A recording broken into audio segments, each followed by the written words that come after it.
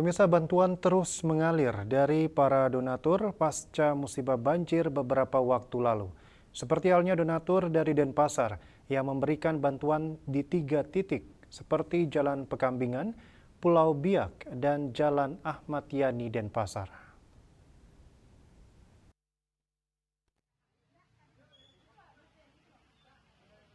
Pasca musibah banjir dahsyat yang menerjang kota Denpasar dan sekitar pada Rabu 10 September 2025 lalu, sejumlah bantuan berdatangan untuk meringankan beban dari para korban banjir.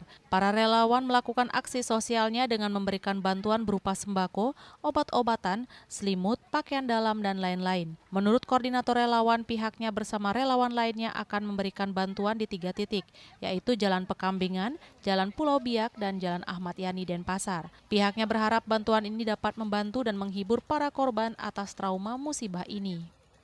Jadi kita bergabung dari komunitas Singaraja itu lebih banyak dia memberi pengobatan, obat-obatan, selimut, terus sabun, sampo, alat-alat mandi beserta pakaian dalam.